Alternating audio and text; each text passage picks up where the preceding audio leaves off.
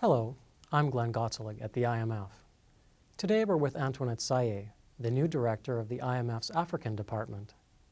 Born and raised in Liberia, she studied economics in the United States and later worked for the World Bank before returning home in 2006 to oversee her country's economic rehabilitation. She now heads one of the IMF's most important departments at a critical time in the development of many low-income countries.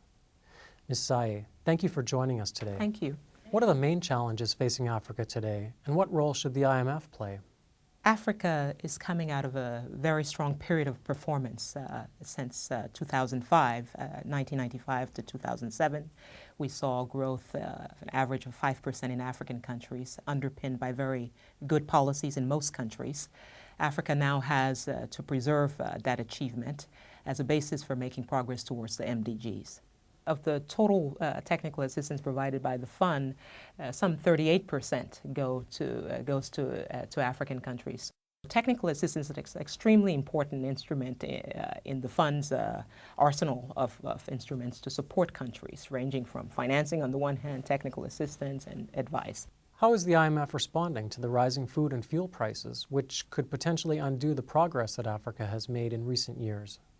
The poor are particularly affected, of course, by increases in the price of food, and food constitutes some 50% of the budget of most poor people in Africa. So it's a very big concern to us that governments are able to preserve the gains that they've made and are not tempted, as is often the case, to resort to populist policies to respond.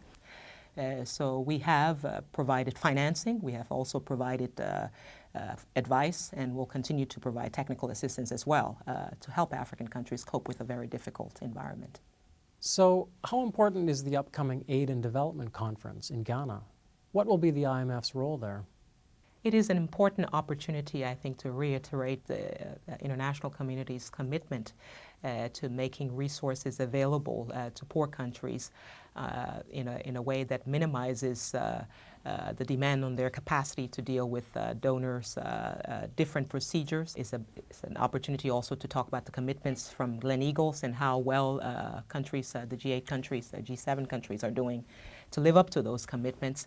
So it's an important opportunity for the fund to continue to underscore and underline the message we've been, I think, trying to convey, that is that low-income countries need predictable financing, and predictability, aid predictability is very important. So it's an opportunity to deepen the dialogue we've had with the African countries and, on the one hand, and with donors and other partners on the other hand, in terms of the overall aid requirements that will underpin accelerated progress towards the MDGs.